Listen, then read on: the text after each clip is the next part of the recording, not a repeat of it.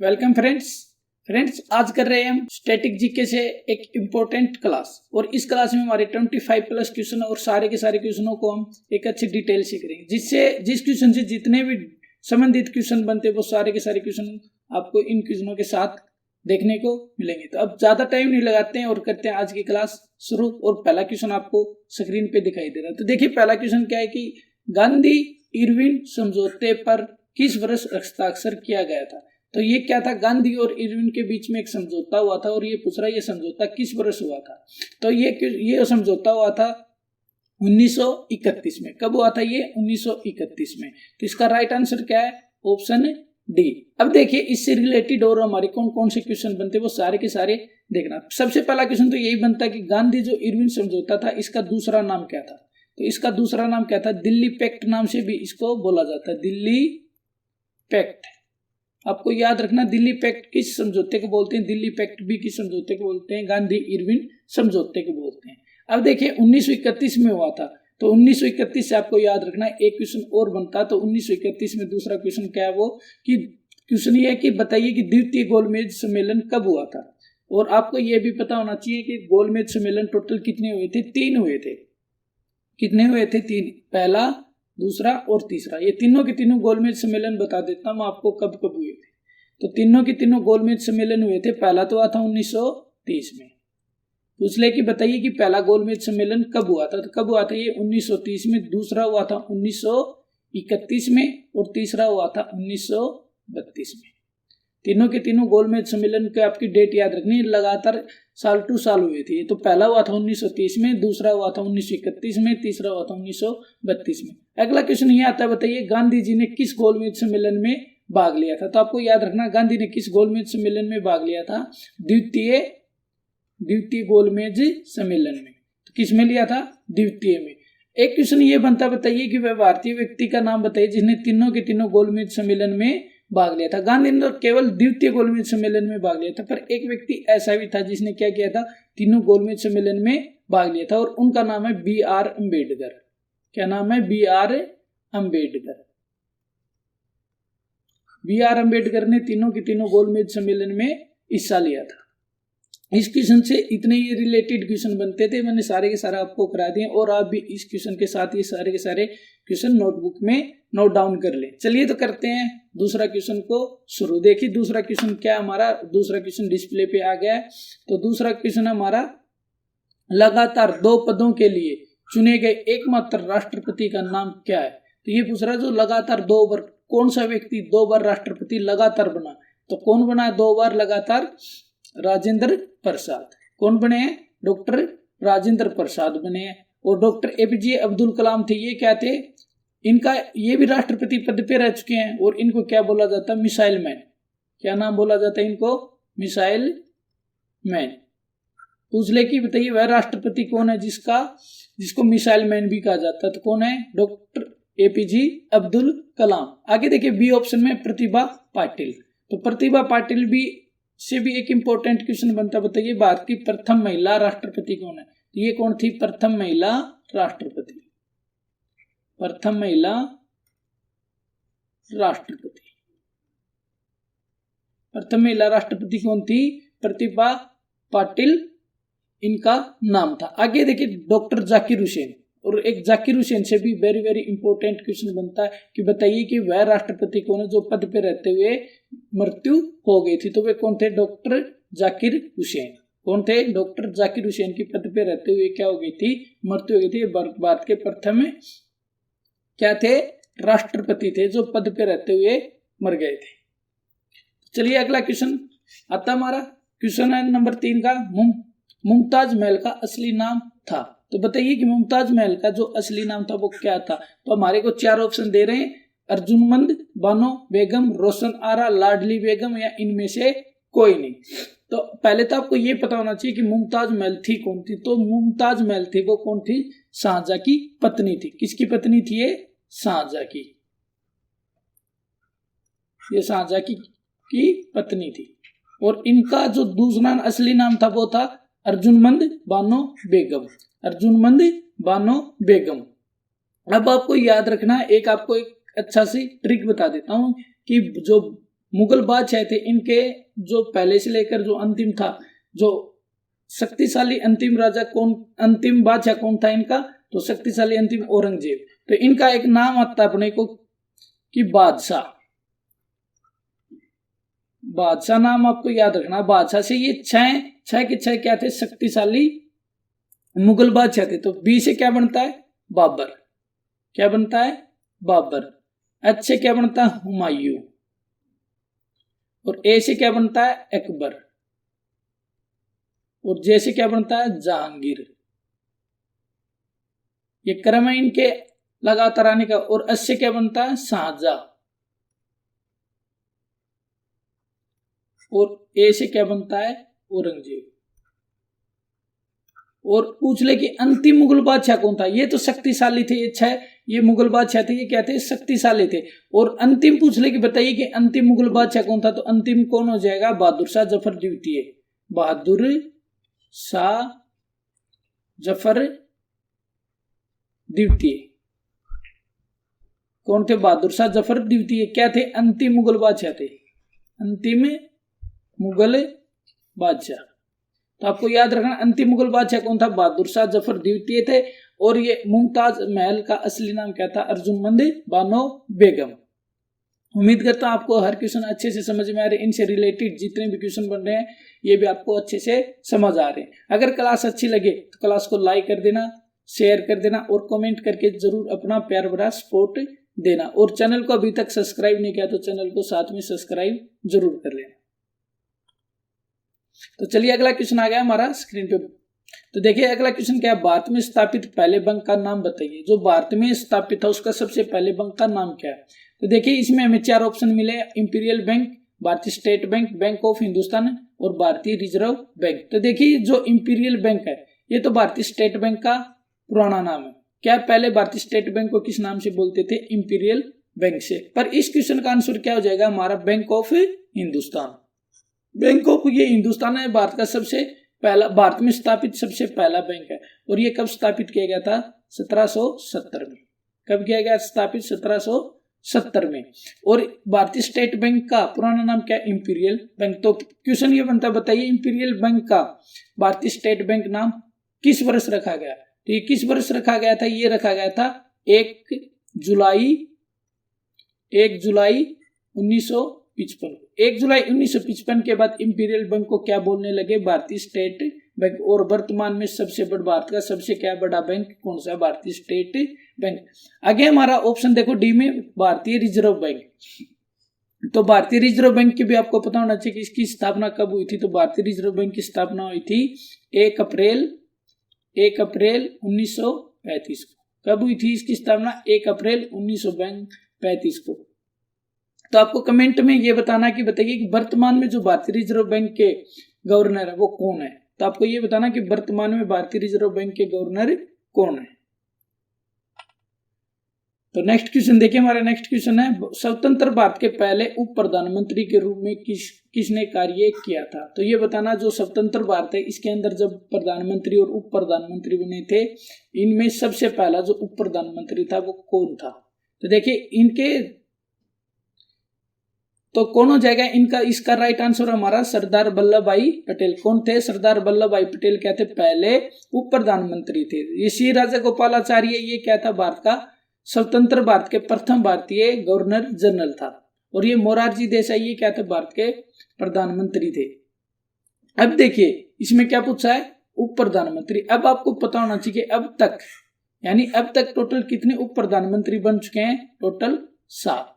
कितने उप प्रधानमंत्री बन चुके हैं अब तक के, टोटल 7 उप प्रधानमंत्री बन चुके हैं। पहला आपको याद रखना सरदार वल्लभ भाई पटेल। और 7वां कौन है, तो 7वें कौन बने थे, लाल कृष्ण आडवाणी। कौन बने थे, लाल कृष्ण आडवाणी। लाल कृष्ण आडवाणी क्या थे, हमारे 7वें उप प्रधानमंत्री रह चुके हैं। चलिए तब आगे करते हैं हमारे क्वेश्चन को। तो अगला क्वेश्चन देखिए, भारत का प्रथम गवर्नर जनरल कौन था। तो नेक्स्ट क्वेश्चन क्या है कि भारत का प्रथम गवर्नर जनरल कौन था। तो बताना आपको भारत का जो प्रथम गवर्नर जनरल था ये कौन था? तो इसका देखिए ऑप्शन है Lord William Bentinck, Warren Hastings और लॉर्ड कैनिंग और लॉर्ड माउंटबेटन। ये चारों के चारों ऑप्शन ये प्रथम रहे हैं। ये कुछ ना कुछ तो है, जो चारों के चारों ऑप्शन क्या है, प्रथम के साथ इनका आंसर है। तो देखिए इसने पूछा प्रथम गवर्नर जनरल, तो भारत का प्रथम गवर्नर जनरल कौन था? Lord William Bentinck. अब आता वारेन हेस्टिंग कौन था? तो वारेन हेस्टिंग कौन था? भारत का प्रथम वायसराय था। नहीं, वारेन हेस्टिंग नहीं थे, तो भारत के कौन थे? वायसराय। पहला वायसराय कौन था? लॉर्ड कैनिंग था। वायसराय कौन था? लॉर्ड कैनिंग था। कौन था? लॉर्ड कैनिंग क्या था? भारत का प्रथम वायसराय। तो वारेन हेस्टिंग क्या थे? तो वारेन हेस्टिंग थे बंगाल का प्रथम गवर्नर जनरल। कौन थे? वारेन हेस्टिंग बंगाल का प्रथम गवर्नर जनरल। और लॉर्ड कैनिंग क्या थे? लॉर्ड कैनिंग थे भारत के प्रथम वायसराय। क्या थे? प्रथम वायसराय। और लास्ट का ऑप्शन हमारा ऑप्शन डी लॉर्ड माउंटबेटन। तो लॉर्ड माउंटबेटन कौन थे? स्वतंत्र भारत के प्रथम गवर्नर जनरल थे। कौन थे? स्वतंत्र भारत का प्रथम गवर्नर जनरल। कौन थे? स्वतंत्र भारत का प्रथम गवर्नर जनरल कौन थे? Lord Mountbatten. एक क्वेश्चन ये भी बनता, बताइए स्वतंत्र भारत का प्रथम और अंतिम भारतीय गवर्नर जनरल कौन था? तो कौन थे? सी राजगोपालाचारी। और ये क्वेश्चन था हमारा भारत का प्रथम गवर्नर जनरल। तो इसका आंसर क्या हो जाएगा हमारा? इसका आंसर हो जाएगा ऑप्शन ए, यानी ऑप्शन ए हमारा क्या जाएगा? Right answer. तो चलिए नेक्स्ट क्वेश्चन देखते हैं। नेक्स्ट क्वेश्चन में कौन सा क्वेश्चन आता है हमें और क्या पूछ रहा है। तो देखिए नेक्स्ट क्वेश्चन हमारा, निम्नलिखित में से कौन सा आंदोलन 1942 में शुरू किया गया था? तो हमें बताना 1942 में कौन सा आंदोलन शुरू किया गया था। तो हमें चारों ऑप्शन है, चारों के चारों आंदोलनों के हम डेट देख लेते हैं और चारों के चारों आंदोलनों की डेट भी आपने नोटबुक में लिख लेनी है और याद करना है इनको। देखिए सबसे पहला असहयोग आंदोलन। क्या है? असहयोग आंदोलन। सबसे पहले ऑप्शन में असहयोग आंदोलन। असहयोग आंदोलन कब हुआ था? ये हुआ था भाई 1 अगस्त 1920 को। 1 अगस्त 1920 को कौन सा आंदोलन शुरू हुआ था? असहयोग आंदोलन। और असहयोग आंदोलन से आपको याद रखना, जिस दिन शुरू हुआ था उसी दिन क्या हो गई थी? तिलक जी की मृत्यु हो गई थी। तो तिलक जी की मृत्यु कब हुई थी? तिलक जी की मृत्यु हुई थी 1 अगस्त 1920 को। आगे देखिए खिलाफत आंदोलन। अगला क्या है? खिलाफत आंदोलन। खिलाफत आंदोलन कब हुआ था? 1919 में। आगे देखो भारत छोड़ो आंदोलन। भारत छोड़ो आंदोलन कौन सा है? तो ये हुआ था 1942 में। और आगे चौथा हमारा ओम रूल आंदोलन। तो ओम रूल आंदोलन कब हुआ था? 1916 में। तो इसका राइट आंसर हमारा क्या जाएगा? ऑप्शन है सी।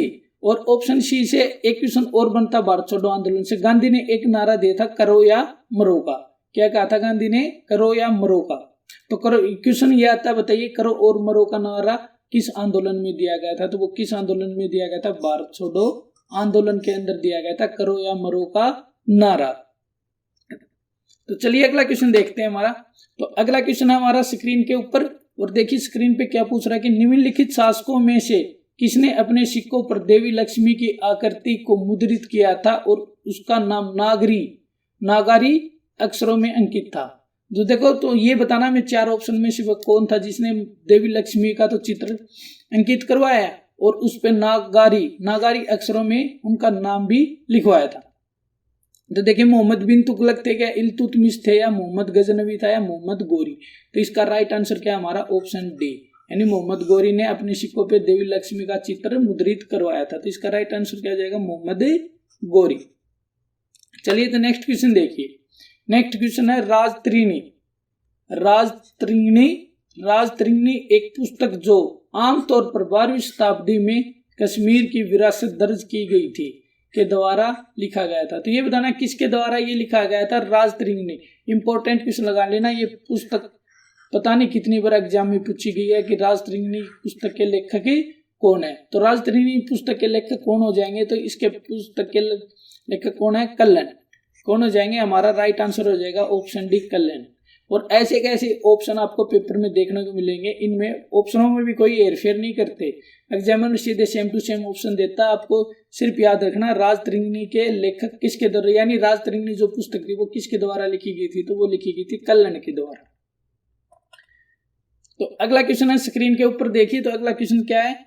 अगला क्वेश्चन है कि किसके समय में मलिक मोहम्मद जायसी ने पद्मावत की रचना की थी? पद्मावत जो पुस्तक है वेरी वेरी इंपॉर्टेंट है। रेलवे के जो एनटीपीसी और लोको पायलट और ग्रुप डी की जितनी परीक्षा वाली है लगभग कम से कम ये 20 पर क्वेश्चन पूछा गया भी पद्मावत पुस्तक का लेखक कौन है, या मलिक मोहम्मद ने कौन सी पुस्तक लिखी थी। अब ये सेम टू सेम ऐसा भी क्वेश्चन आया था, किसके समय में मोहम्मद यानी मलिक मोहम्मद जायसी ने पद्मावत पुस्तक की रचना की थी। तो वेरी वेरी इंपॉर्टेंट क्वेश्चन है ये, तो इसको जरूर याद रखना। पहले तो आपको सबसे पहले यही याद रखना कि पद्मावत पुस्तक के रचयिता कौन थे, यानी पद्मावत पुस्तक की रचना किसने की थी।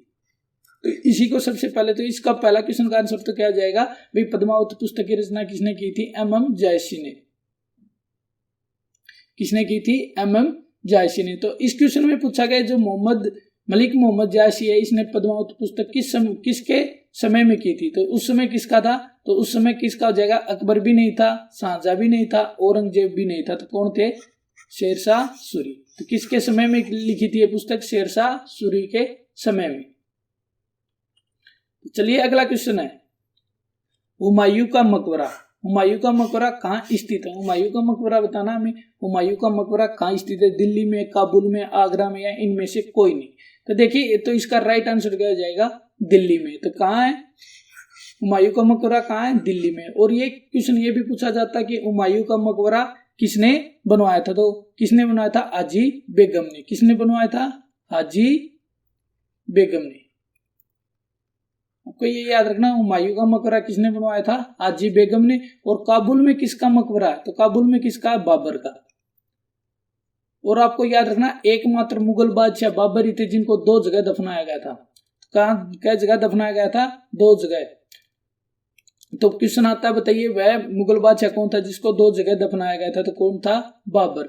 और आगरा में किसकी है? आगरा में मकबरा किसका है? शाहजहां का और मुमताज महल का। तो इस क्वेश्चन का हमारा राइट आंसर क्या जाएगा? ऑप्शन है ए। चलिए तो अगला क्वेश्चन देखिए क्या है, किसको द लाइट ऑफ एशिया कहा जाता है? किसको द लाइट ऑफ एशिया के नाम से भी जाना जाता है? तो बताइए, ये क्वेश्चन हिंदी में ऐसे आता है, बताइए किसको एशिया का प्रकाश पुंज कहा जाता है? यह इंग्लिश में बोला जाता है the light of Asia. The light of Asia के नाम से किसे जाना जाता है? तो द लाइट ऑफ एशिया के नाम से गौतम बुद्ध को जाना जाता है। किसको जाना जाता है? गौतम बुद्ध को। यानी बौद्ध धर्म के जनक कौन थे? गौतम बुद्ध। यानी बुद्ध धर्म के जनक को यानी गौतम बुद्ध को क्या कहा जाता है? The light of Asia. क्या कहा जाता है इनको? The light of Asia. अब अगला क्वेश्चन देखिए। अगला क्वेश्चन है कि संवैधानिक सभा के पहले अंतरिम अध्यक्ष कौन थे? यानी पहले पहली जो सभा हुई थी इसके अंतरिम अध्यक्ष कौन थे, जिसके नेतृत्व में संवैधानिक सभा की पहली बैठक 9 दिसंबर 1946 को हुई थी? अब ये बताना हमें, तो इसकी यानी पहली बैठक कब हुई थी हमारी संविधान सभा की? तो ये हुई थी 9 दिसंबर 1946 को। पहली बैठक हुई थी 9 दिसंबर 1946 को। इसमें किसको अध्यक्ष बनाया गया था पहली बैठक में? तो किसको बनाया गया था? और जो पहला अध्यक्ष था वो क्या था? अस्थायी अध्यक्ष था। तो वो कौन था? सच्चिदानंद सिन्हा। कौन थे? सच्चिदानंद सिन्हा थे। और इस क्वेश्चन के पीछे ये इसका लॉजिक बनता है कि जो सच्चिदानंद सिन्हा थे, जो पहली बैठक में जितने भी कैंडिडेटों ने भाग लिया था उनमें सबसे वृद्ध व्यक्ति थे, यानी उनमें से सबसे ज्यादा आयु के कौन थे? सच्चिदानंद सिन्हा। और क्वेश्चन ये भी बनता है कि बताइए संविधान सभा में कितने सदस्यों को चुना गया था? तो कितने सदस्यों को चुना गया था? 389 सदस्यों को। 389 सदस्यों के साथ हमारी संविधान सभा बनी थी। अब देखिए, तो पहला तो ये कौन होते हैं? अस्थायी अध्यक्ष बनते। तो अगला क्वेश्चन ये भी पूछ सकता है एग्जामिनर के, बताइए कि संविधान सभा का स्थायी अध्यक्ष कौन है? तो स्थायी अध्यक्ष पूछ सकता हमसे, और पूछा भी जाता स्थायी अध्यक्ष। स्थायी अध्यक्ष कौन हो जाएंगे? डॉक्टर राजेंद्र प्रसाद। कौन हो जाएंगे? राजेंद्र प्रसाद, जो हमारे भारत के क्या थे? प्रथम राष्ट्रपति भी थे। और ये पूछ ले कि कब बनाए गए, तो इसकी जो संविधान सभा की दूसरी बैठक थी, दूसरी बैठक कब हुई थी? 11 दिसंबर 1946 को। 11 दिसंबर 1946 को दूसरी बैठक हुई थी। उसी दूसरी बैठक में राजेंद्र प्रसाद को क्या बना दिया गया था? संविधान सभा का स्थायी अध्यक्ष। और एक क्वेश्चन ये भी बनता है कि बताइए कि संविधान सभा की कुल कितनी बैठकें हुई थी? तो कुल कितनी हुई थी? 12 बैठकें की थी। कितनी बैठक हुई थी? 12 बैठकें हुई थी। तो चलिए अगला क्वेश्चन है, चंद्रमा के लिए भारत का पहला मिशन किस वर्ष शुरू किया गया था? तो ये बताना चंद्रमा के लिए बताना मैं भारत का किस वर्ष में भारत ने एक मिशन शुरू किया था। तो वो इसका राइट आंसर क्या जाएगा? 2008 में। 2008 में चंद्रमा के लिए भारत ने अपना पहला मिशन शुरू किया था। अब अगला क्वेश्चन देखिए, गौतम बुद्ध ने किस स्थान पर अपना पहला उपदेश दिया था? तो किस स्थान पे दिया था? तो इसका राइट आंसर हो जाएगा सारनाथ। इसका तो आपको भी, आई होप कि आपको भी पता है कि गौतम बुद्ध ने अपना पहला उपदेश किस जगह दिया था?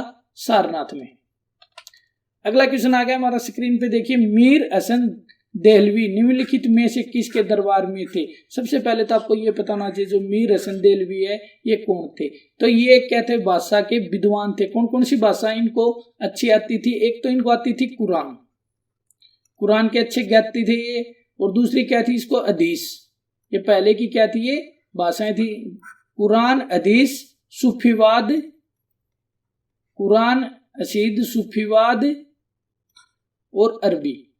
इन भाषाओं के ये क्या थे? अच्छा ज्ञाता थे। और ये किसके दरबार में थे? तो ये अलाउद्दीन खिलजी के दरबार में रहते थे। किसके दरबार में थे? ये अलाउद्दीन खिलजी के। और ये क्या थे? ये कुरान और हदीस, सूफीवाद, अरबी भाषा के अच्छे विद्वान थे। अब चलिए अगला क्वेश्चन है, भारत में बीबी का मकबरा स्थित है। तो ये बताना जो बीबी का मकबरा वो कहाँ स्थित है? तो बीबी के मकबरे से 2-3 क्वेश्चन बनते हैं, वो देखिए। पहले तो यही बन गया कि बताइए जो बीबी का मकबरा वो कहाँ स्थित है? तो बीबी का मकबरा कहाँ स्थित है? हैदराबाद में नहीं है, बीजापुर में भी नहीं है, और सीकरी में भी नहीं है। तो इनका कहाँ है? औरंगाबाद। और औरंगाबाद आपको पता होना चाहिए कहाँ पर है? ये महाराष्ट्र में।